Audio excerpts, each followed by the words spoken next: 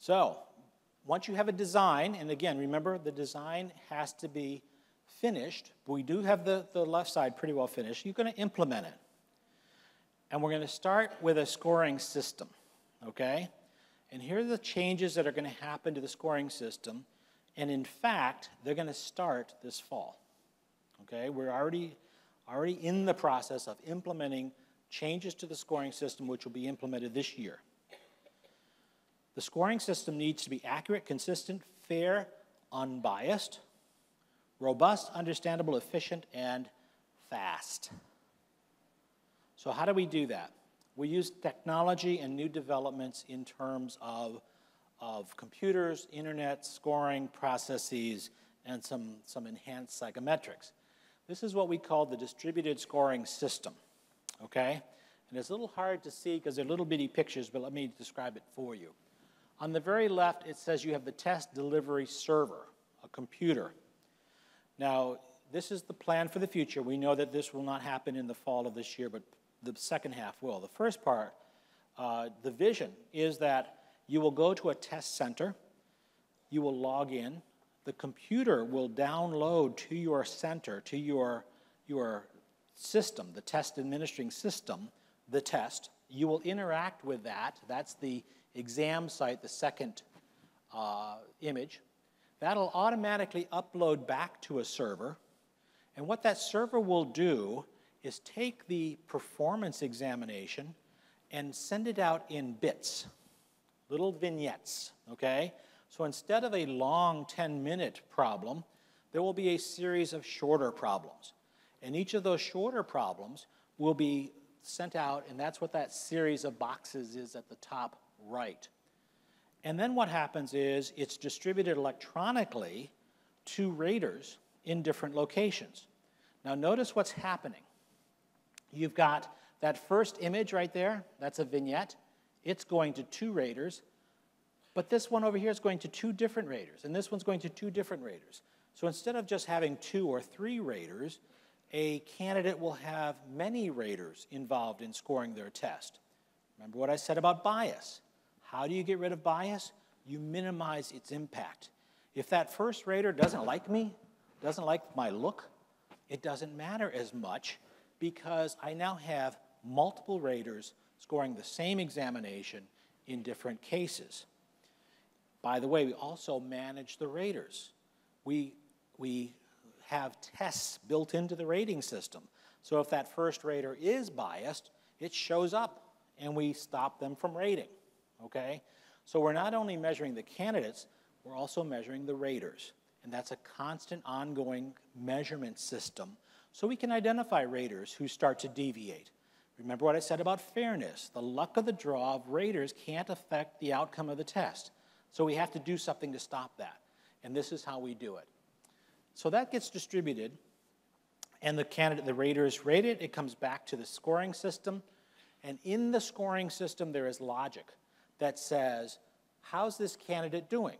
Are these raters in agreement or not? If they're not in agreement, we have to solve the discrepancy. We resolve the discrepancy by having additional raters.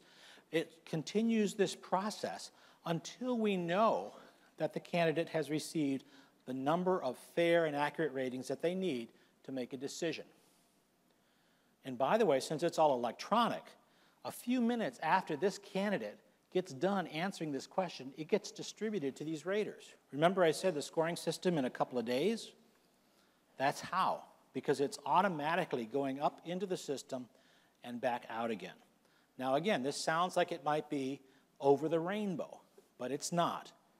We already have developed the scoring system, okay? And this scoring system will be implemented this fall, and basically this is an online scoring system in which the candidate's solution, oops, wrong one, hold on, excuse me.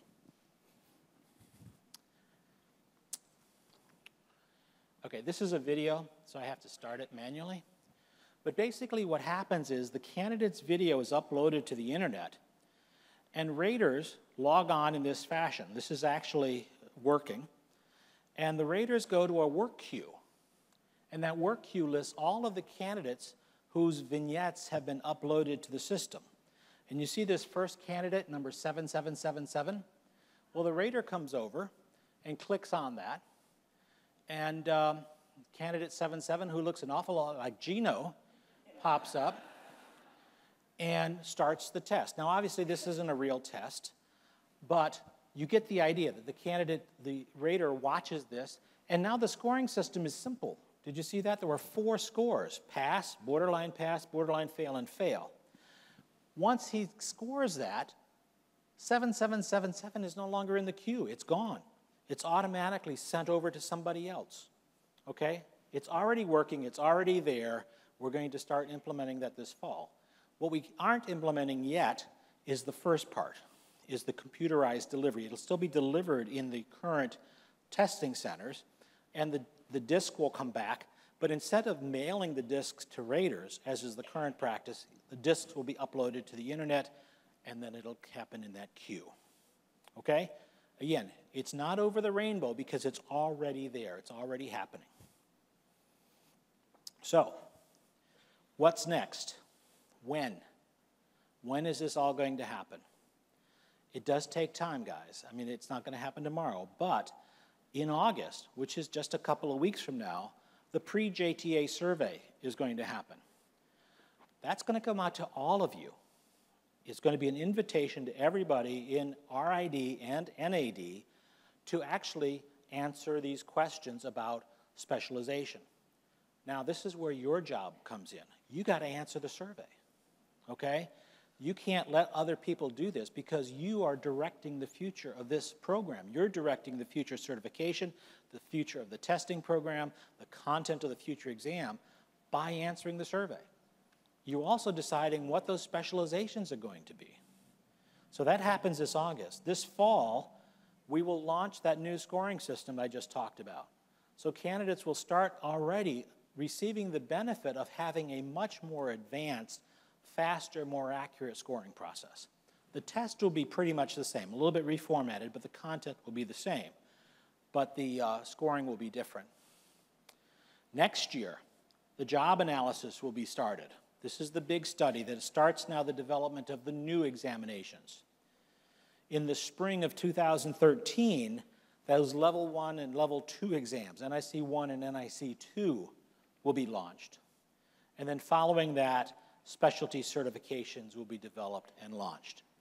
And at the end of all this process, over the rainbow, no, but at the end of this process, what you will do is enjoy the new test. Okay, that's the spiel, guys, okay?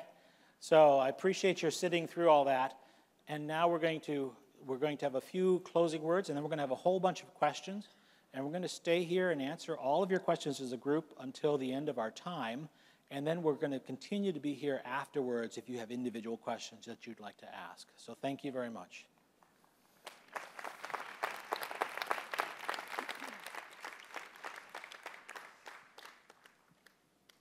Thank you, Buck. Thank you, Kelly and Debbie, for starting us off this afternoon.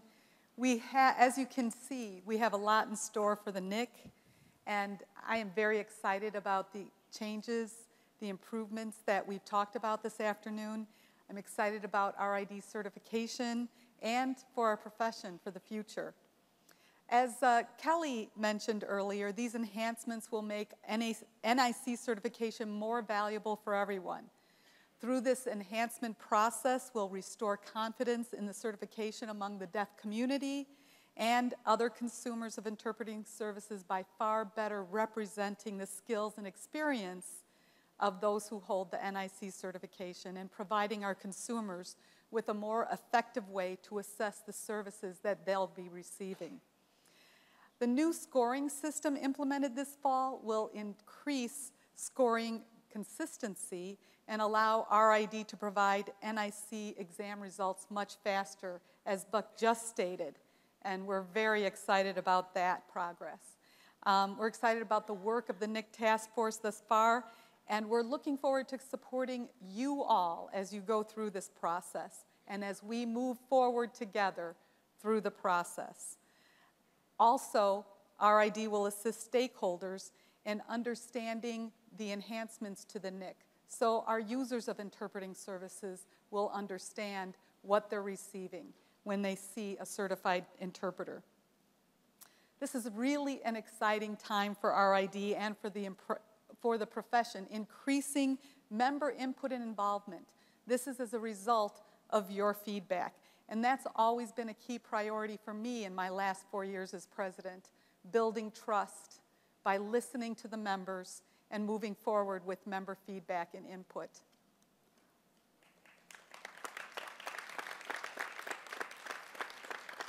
I personally look forward to the future of the NIC because of the emphasis on involvement, feedback, participation, and as I said, moving forward together.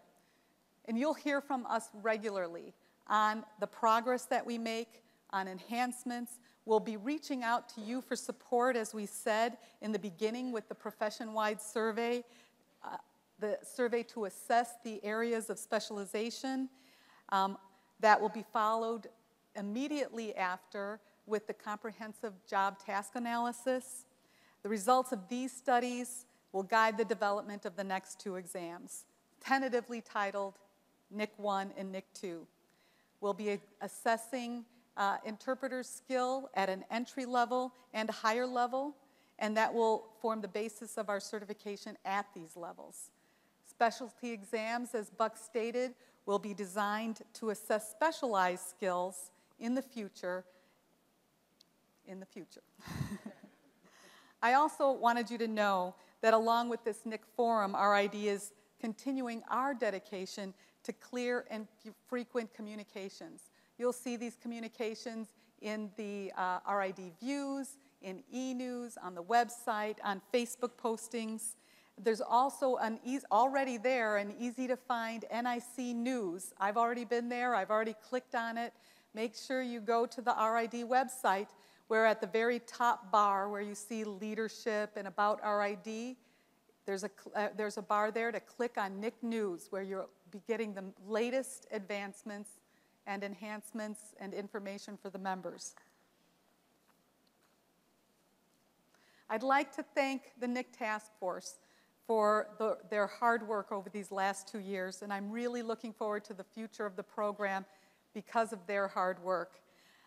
Before we open the floor to address more of your questions, I want to thank the following individuals who have worked very hard over the last 2 years to make this phase of our major initiative a success. And many of these people are here today, so if you wouldn't mind standing, I'd love to recognize your presence as you've participated in this forum today. I know Michael Canali, our task force chair, was not able to make it. As Debbie stated, we're thinking he's somewhere in air. Sherry Collins is not here today. Robin Dean is also not here. However, I do know that Judith Gilliam is here today.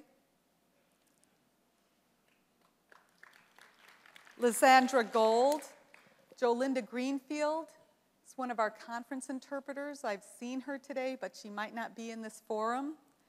Gino Gooby is one of our conference interpreter coordinators, so you'll see him throughout the week. Daniel Langholtz is not here. Elizabeth Morgan. I saw Jerry Mew earlier. She's our Certification Council Chair. There she is. Thank you, Jerry. Linda Ross is here. Amanda Smith. And on the board of directors, Kelly Flores was a board liaison, as was Debbie Peterson. From the national office, our Director of Certification and Education, Farah Rodrigue. I know she is here this afternoon. And Jennifer Antaporta, who is our Manager of Certification and Education. And finally, Buck Chafee from the Caviart Group. I hope you are as excited by